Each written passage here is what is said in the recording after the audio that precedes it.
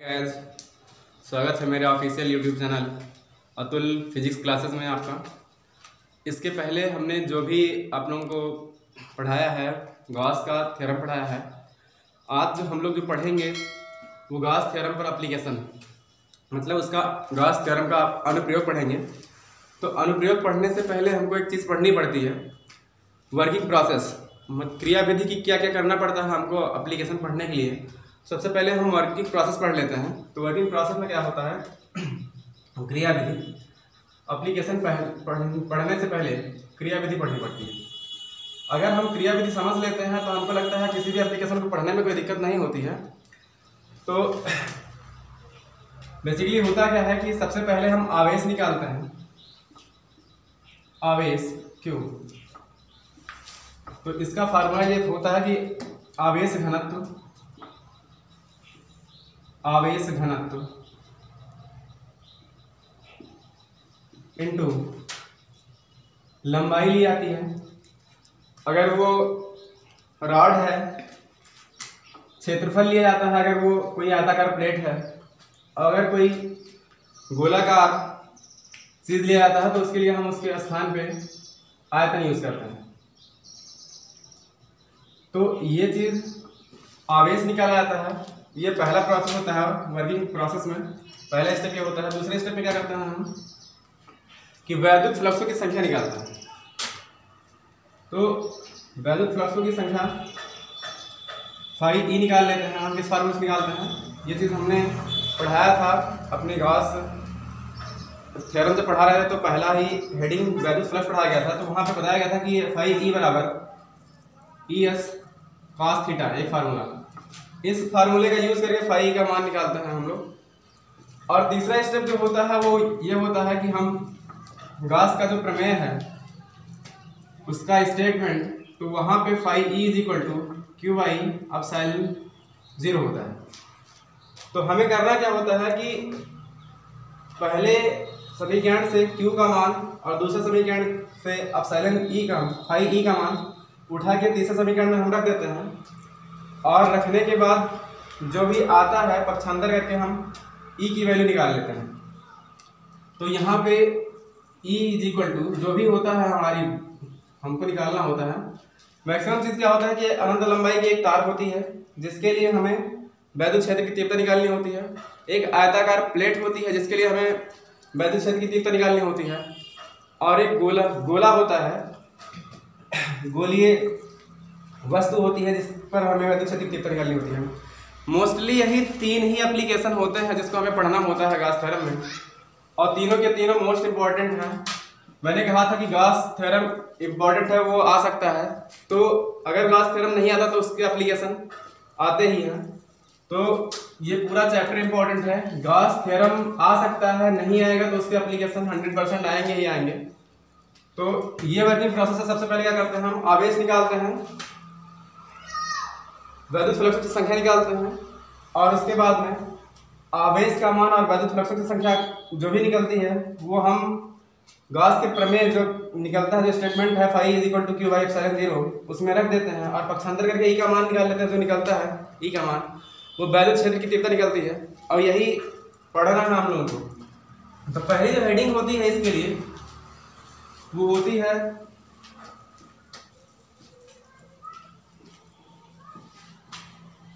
एक अनंत लंबाई का तार होता है, सरल रेखीय चालक। पहली हेडिंग में पढ़ना है आपको सरल रेखीय चालक।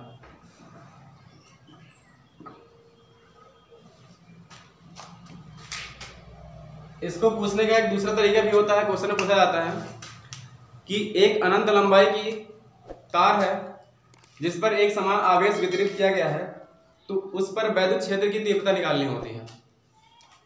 तो हम लेते हैं कि मान लिए कि एक अनंत लंबाई का तार है जिसको हम वाई वाई डैश कह सकते हैं, वाई वाई डैश। और यहां पर एक सिलेंडर का फॉर्मेशन होता है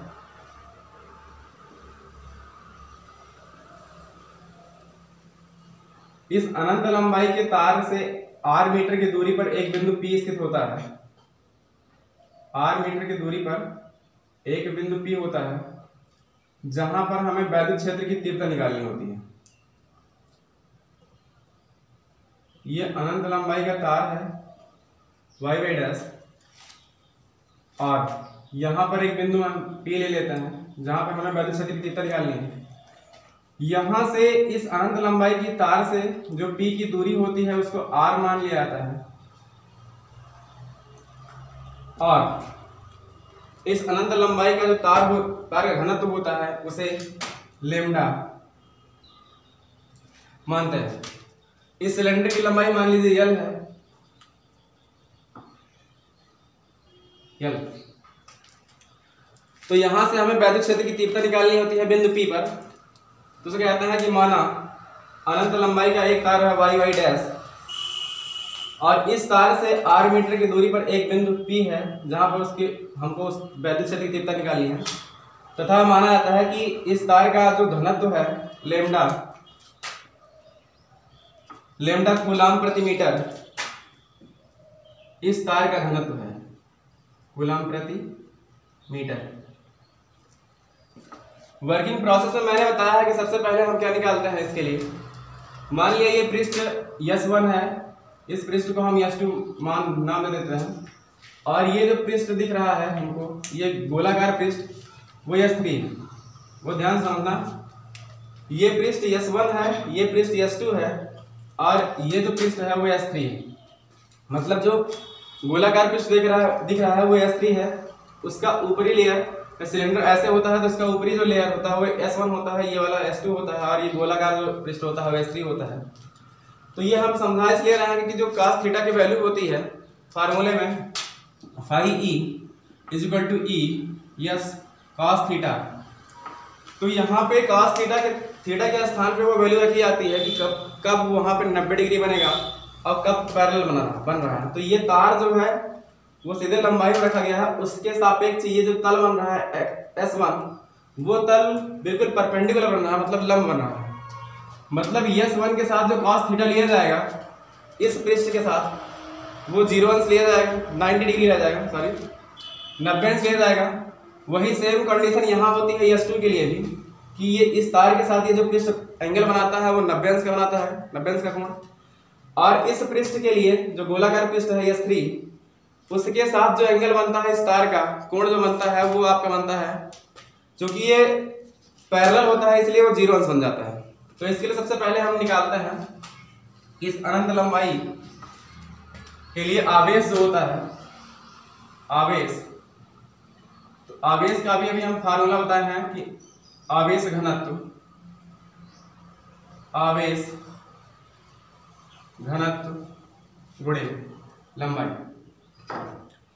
आवेश घनत्व का मान माना गया है लेम्डा, और लंबाई कितनी है कि L, और समीकरण 1 मान के छोड़ देते हैं। वर्किंग प्रोसेस में मैंने बताया कि सबसे पहले हम लोग क्या करते हैं कि उस पर उपस्थित आवेश निकाल लेते हैं, और उसमें सभी पृष्ठों पर जो वैद्युत फ्लक्सों की संख्या होती है उसको हम निकाल लेते हैं।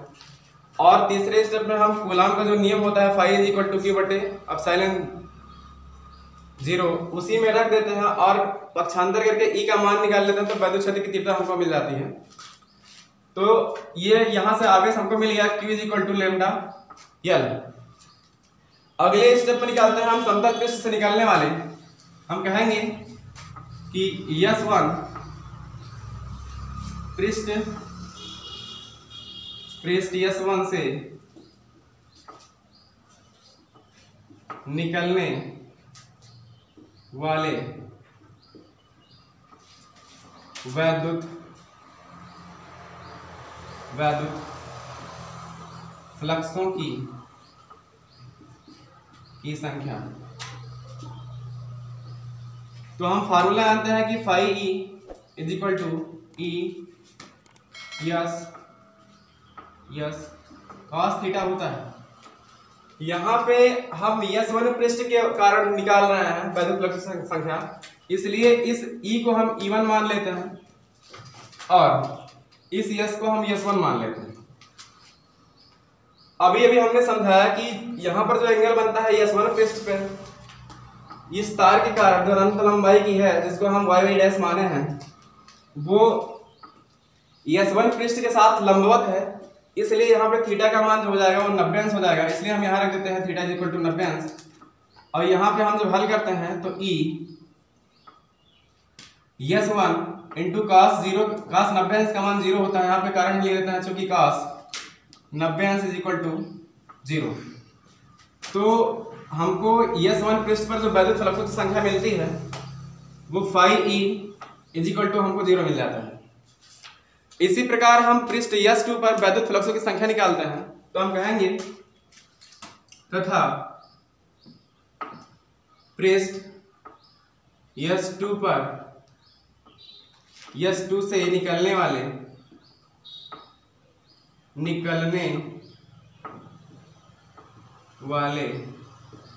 वैद्युत फ्लक्सों की संख्या, वैद्युत फ्लक्सों की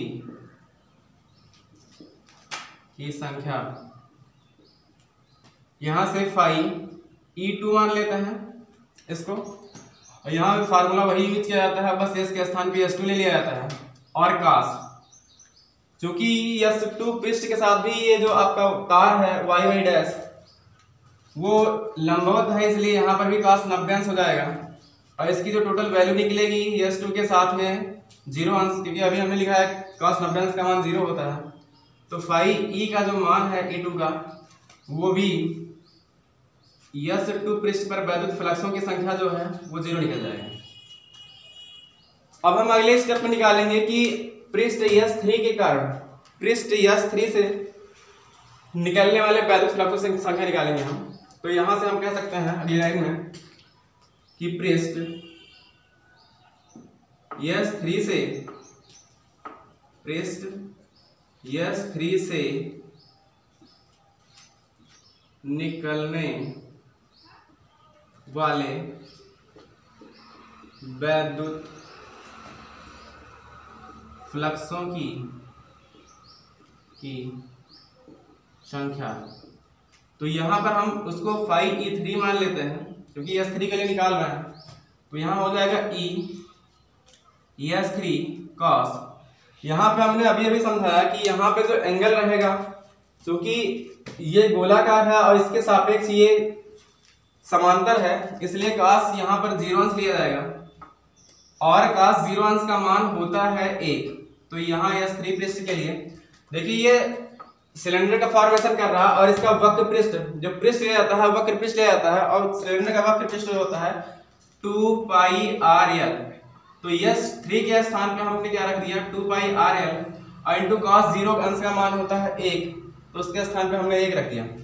तो यहां से हमको इंप्लाइज दैट मिल जाता है phi E3 is equal to E into 2 pi RL। अब हम कहेंगे कि S1 और S2 और S3 तीनों पृष्ठ के से जो टोटल वैद्युत फ्लक्सों की संख्या निकलती है वो हम निकालेंगे।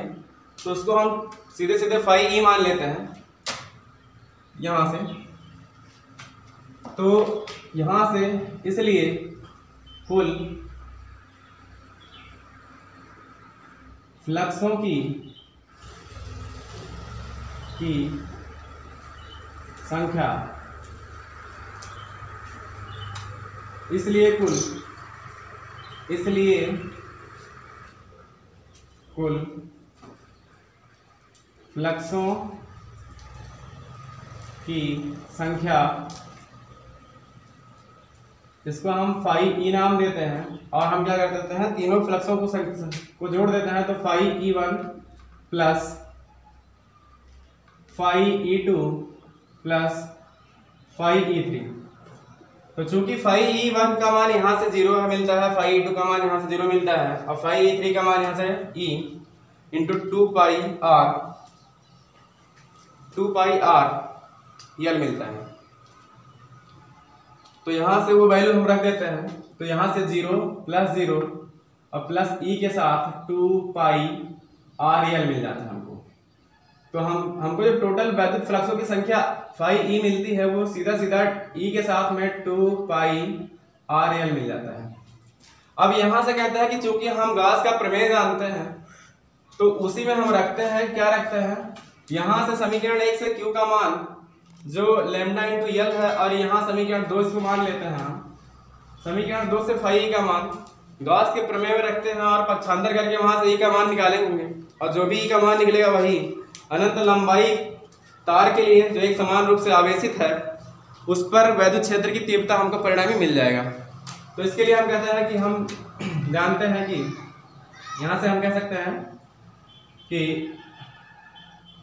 परंतु हम जानते हैं कि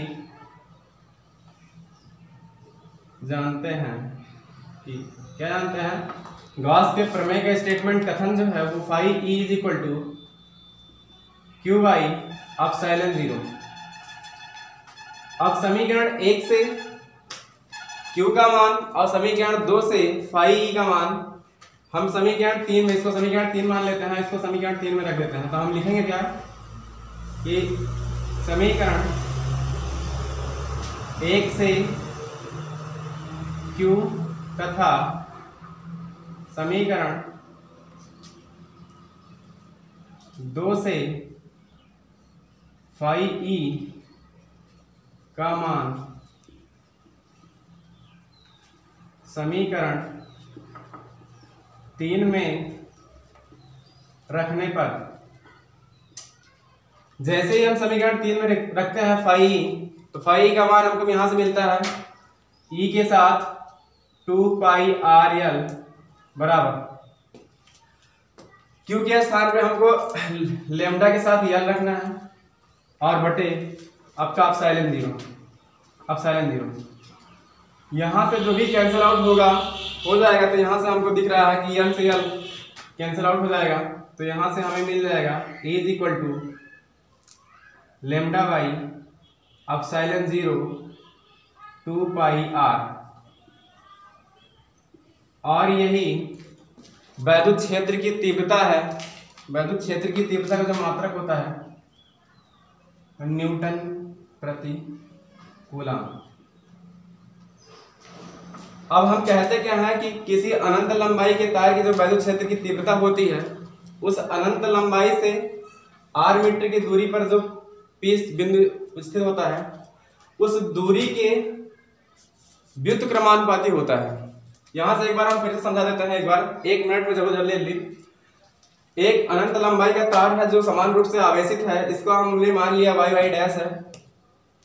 इससे आर मीटर की दूरी पर एक बिंदु P है। इसका ऊपरी जो परत है, जो एक पृष्ठ बन रहा है उसको S1 माना गया है, दूसरे पृष्ठ को S2 माना गया है, ऐसा जो गोलाकार पृष्ठ है उसको S3 माना गया है। सिलेंडर की लंबाई L मानी गई है। यहां से और जो घनत्व माना गया है वो लेमडा कूलम प्रति मीटर इस वायर का माना गया है, तार का माना गया है। तो यहाँ से आवेश निकाला गया सबसे पहले, तो आवेश Q इक्वल टू आवेश घनत्व गुणे लंबाई होता है। तो यहाँ आवेश घनत्व का मान L और गुणे लंबाई लेमडा इंटू L रखा गया, समीकरण 1 मान के छोड़ दिया गया। फिर कहता है कि पृष्ठ S1 S2 और S3 के लिए अलग अलग हम वैद्युत फ्लक्स की संख्या निकालते हैं। तो पृष्ठ S1 के लिए S1 से निकलने वाले वैद्युत फ्लक्स की जो संख्या होती है फाई E1 बराबर E S1 cos 90 डिग्री। यहाँ से इस तल के साथ जो वायर है, जो तार है वो 90 अंश कोण बना रहा है, इसलिए यहाँ पे 90 अंश रखा गया। और cos 90 अंश का मान 0 होता है, इसलिए जो वैद्युत फ्लक्स की संख्या निकली S1 के कारण वो 0 निकली। वैसे ही हम पृष्ठ S2 से निकलने वाले वैद्युत फ्लक्स की संख्या निकालते हैं। तो फाई E2 ES2 cos 90 अंश, क्योंकि इस पृष्ठ के साथ भी वो तार क्या है वो 90 अंश डिग्री बना रहा है, कोण बना रहा है। तो ES2 इंटू 0, तो यहाँ पे भी वैद्युत फ्लक्स की संख्या हुई S2 पृष्ठ पर वो भी क्या आ गया, 0 आ गया। तथा हम S3 के कारण वैद्युत फ्लक्स की संख्या निकालेंगे। इस पृष्ठ के कारण जो गोलाकार है, जो वक्र पृष्ठ है किसका, सिलेंडर का, तो वहां पे जो एंगल बना रहा है वो पैरेलल है, समांतर बना रहा है। समांतर पे cos का मान जो होता है वो 0 लिया जाएगा। तो फाई ES3 cos 0 अंश का मान 1 होता है। सिलेंडर लिया गया है और सिलेंडर का वक्र पृष्ठ जो होता है 2 पाई RL होता है, तो उसके पृष्ठ के स्थान पे 2 पाई RL रखा गया। तो फाई E3 बराबर हमको E2 पाई RL मिल गया। यहां से हम टोटल कुल फ्लक्सों की संख्या निकाले तो पहले फ्लक्स और दूसरे फ्लक्स और तीसरे फ्लक्स को जोड़ के निकाला गया। तो यहां से मिल गया फाई बराबर 0 + 0 + 2 के साथ E पाई RL। इसको समीकरण 2 मान के छोड़ दिया गया। फिर हमने कहा कि हम जानते हैं गॉस का प्रमेय phi = q/ε0 होता है, इसको समीकरण 3 मान लिया और समीकरण 1 और 2 से q का मान और ε0 का मान समीकरण 3 में रखा गया। पक्षांतर करके E का मान निकाला गया तो E बराबर λ/ε0 2πr न्यूटन प्रति कूलम हो गया। और यही परिणामी तीव्रता है अनंत लंबाई के एक समान आवेशित तार के कारण किसी बिंदु P पर विद्युत क्षेत्र की तीव्रता। धन्यवाद। हमारा वीडियो लाइक कर दीजिए, सब्सक्राइब कर दीजिए, शेयर कर दीजिए और हम ऐसे ही वीडियो अच्छे ढंग से बनाते रहेंगे और आप लोगों को लगातार वीडियो मिलता रहेगा। बहुत बहुत धन्यवाद।